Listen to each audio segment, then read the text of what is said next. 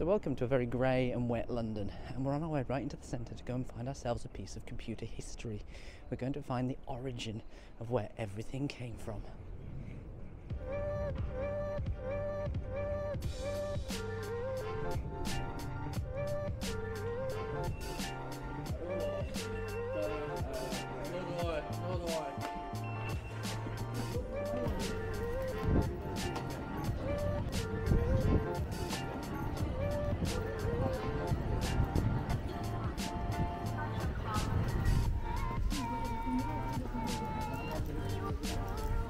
Zaten sen olayı bilmediğin için fazla verdiğin farkında da olmayacak.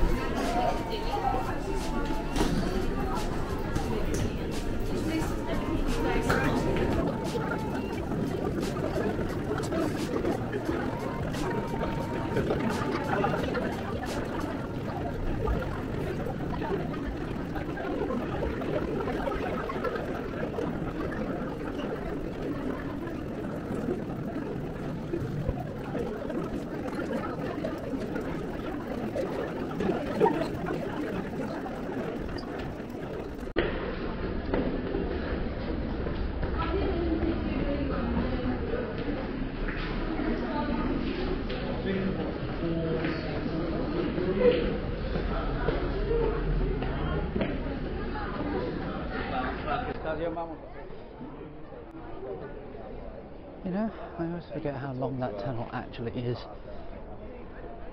Thank you very much. So this is where we're going. We're going to go and check out something interesting inside the Science Museum. So here we are, probably one of the most favourite places of mine in the whole of this city, in the Science Museum. Loads of fun things to take a look at inside here. Big giant steam engines as you walk in, but we're not looking for those. We're not looking for tickets either. We're not even looking in the rocket room, which is amazing. What we're looking for is, we can find it, we're going to need to go up to level 2, I think. Clockmakers Museum, Mathematics, and the Gallery for the Information Age. So, let's go get our steps in, and let's go walk upstairs until we get to what we're looking for.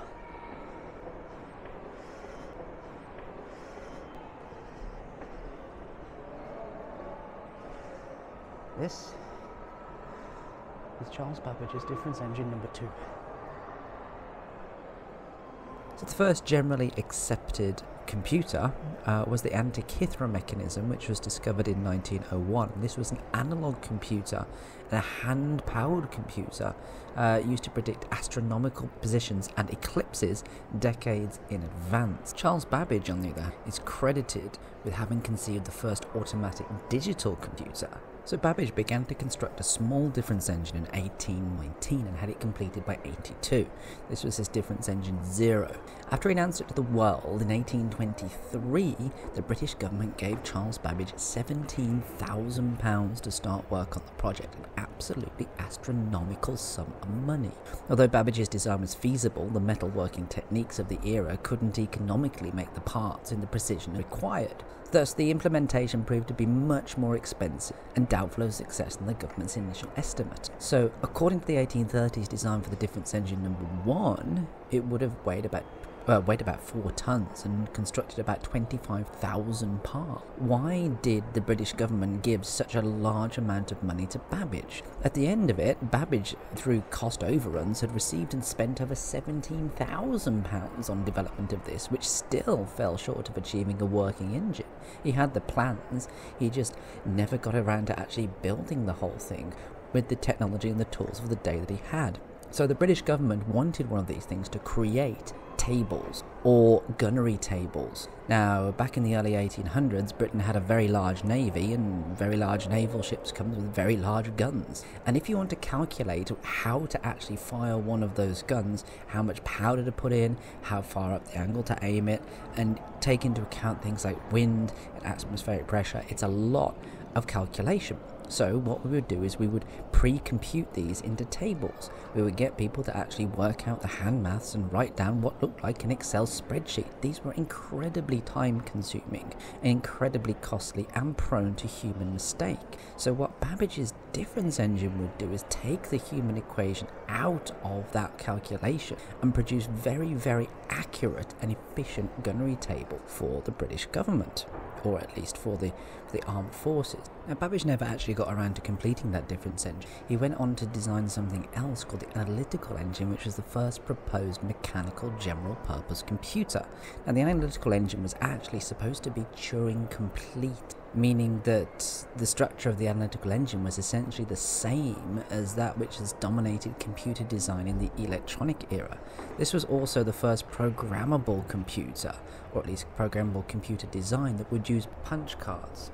In 1846, Charles Babbage decided to go back to the difference engine rather than the analytical engine to produce a full set of drawings for the difference engine number 2.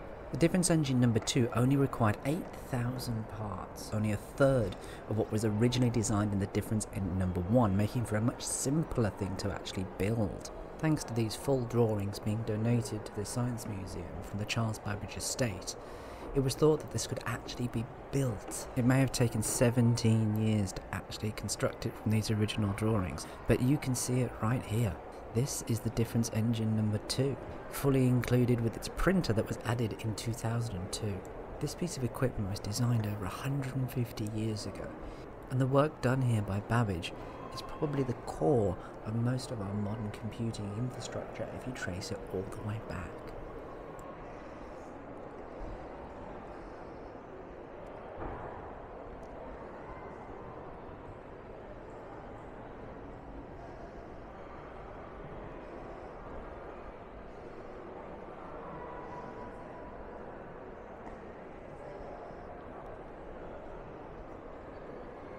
This is not the only difference engine exists in the world. There is actually a second one that exists in the computing in California.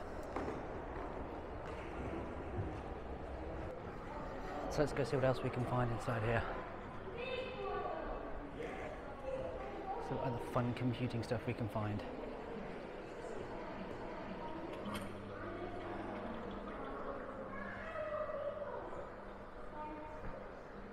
Calculators. Mechanical calculating machines from the 1900s to the 1970s. Now these beautiful mechanical devices. There's one specific calculator. I wonder if they've got it inside here. A Curtis.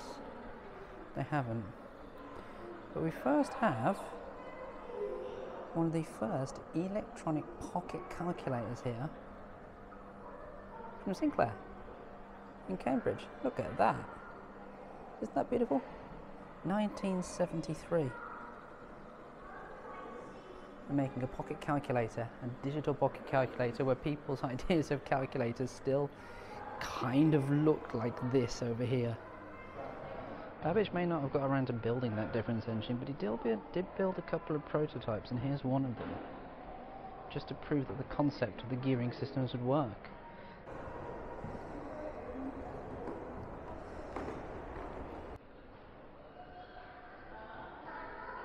Charles Babbage didn't just build something called the difference engine, it was the only one that they rebuilt. This is one of the parts of Babbage's second design. This was the analytical engine.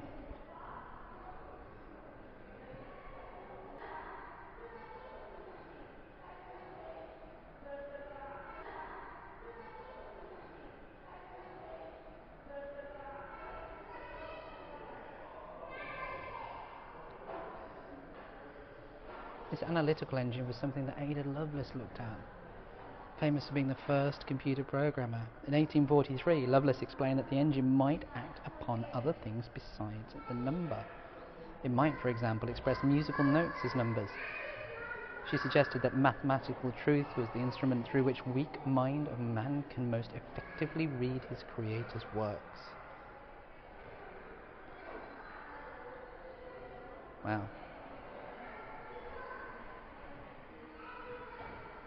Beautiful devices. Look at this. 1965. This is a PDP-8. A mini computer. This thing was designed to sit on your desk. First successful mini computer. This thing ran all sorts of stuff. This thing ran early versions of Unix.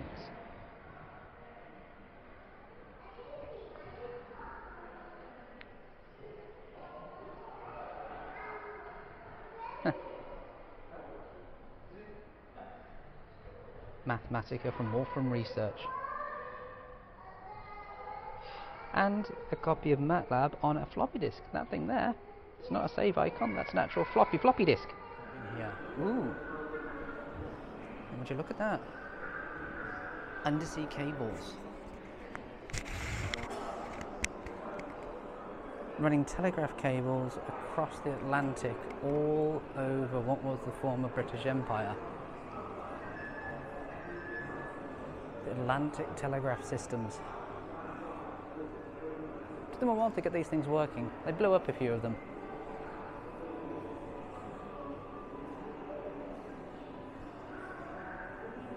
Look at these. Aren't these beautiful? These are 4-needle telegraphs. So what would happen is, depending on which signal you sent down the line, these little things would move left and right to indicate what letter you actually wanted. This is before the invention of Morse and Morse code. These lovely diagrams. Well, these trees. And over here,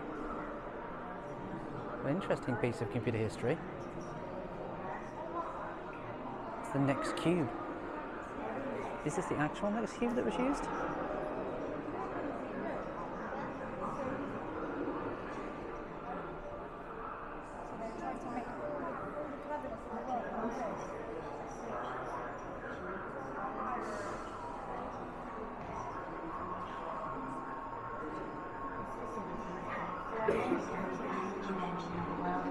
And look at what else we've got over here. Douglas Engelbert and his first mouse. And an Altair 8800. Yeah, this was the first computer that Bill Gates and Paul Allen actually worked on to develop their software to start Microsoft.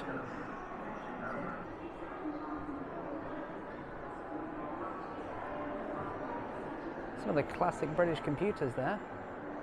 Ooh, that's something you don't see every day. You see that one right there? Very hard to see in this light, but we can zoom in. That is an OLPC, a one laptop per child. It's a charity organisation designed to give computers to kids in Africa. If I remember rightly, that thing had a black and white screen and a really cut down version of Linux. Never took off. Great concept though. Came with a solar charger, of all things.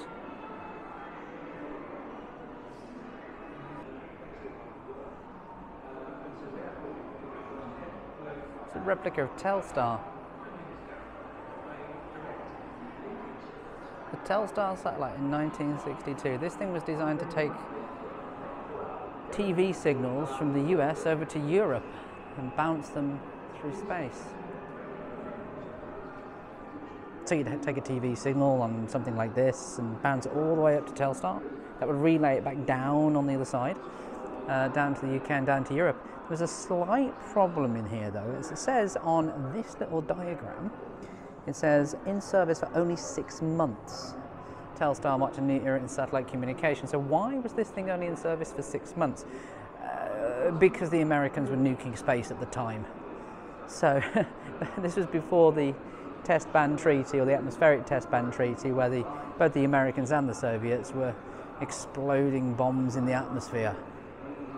And one of those bombs produced a massive electromagnetic field around the Earth that just basically took out this satellite. There were more Telstars after this. TV, very big business. But yeah, the first one failed after 6 months because the Americans accidentally nuked it. Oh, would you look at that? It's a Street View tricycle. The early ones from 2008.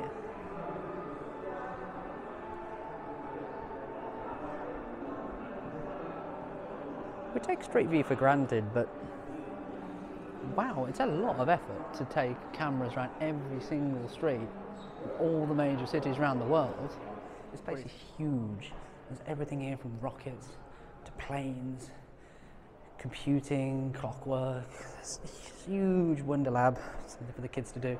Some flight simulators upstairs as well. And remember, this is London.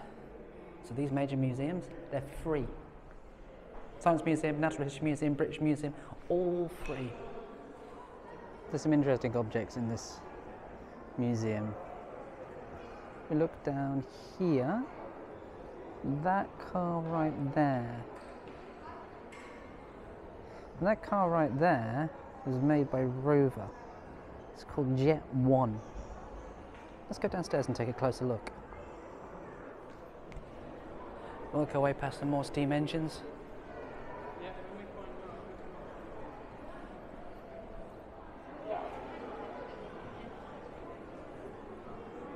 And this is Jet 1.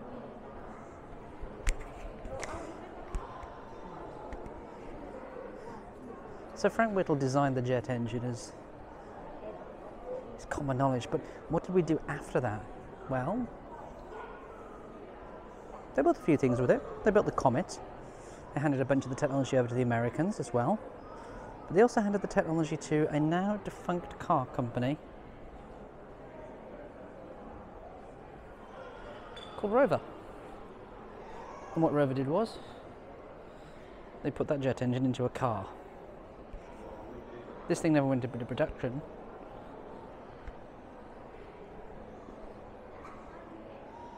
But I just think it's quite a cool quirk of history. There's not many jet cars out there. It was never quite practical. Just skim past the first model of DNA here. Really important section of history. And there we go.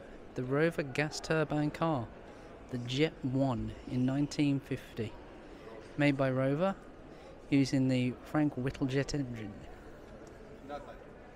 Ooh. Something that many people will recognise. It's an Apple I. Steve Jobs and Steve Wozniak making those in their back garden. Not the back garden, sorry. Making those in a shed or a garage in California. Hand soldering every single one of the components. These things are worth tens of thousands of pounds today. And we've also got a Cray 1 supercomputer from 1976. This thing ran stuff like banks and research operations. We had seating on the outside of it.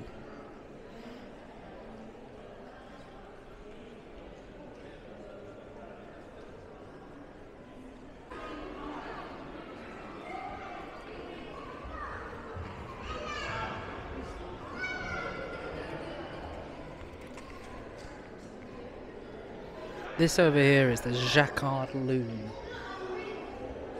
from 1825, probably credited as even earlier than any other forms of programmable computing.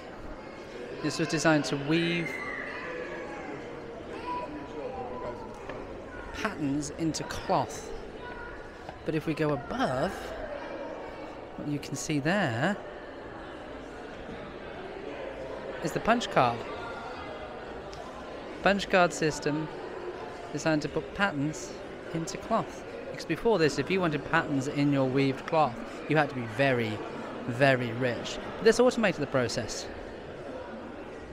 If you trace back computer automation and writing a program or a set of instructions, you get back to this. The Jacquard loom.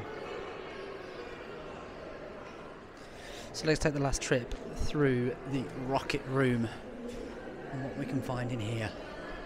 There's a few interesting little objects.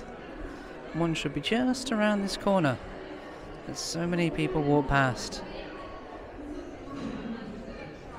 That's a piece of the moon. Piece of the moon.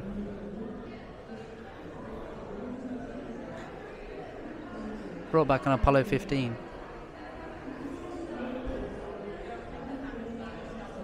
Look at that.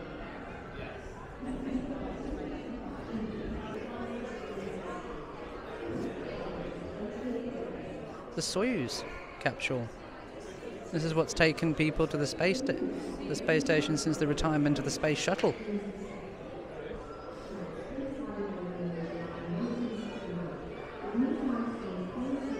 There you find a copy of one of the only, well, I think the only actually, British designed and launched rockets called Black Arrow. Only one of those was ever launched in Australia. British government cut funding to it. Another thing that we could have had that the British government ended because of short-sightedness.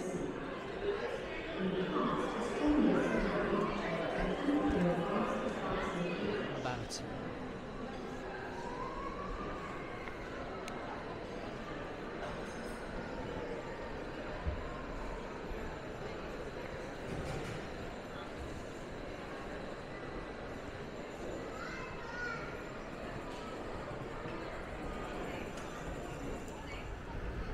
So guys, I hope you enjoyed that little adventure around the Science Museum looking for Charles Babbage's Difference Engine #2 and some other interesting things that you'll find in there.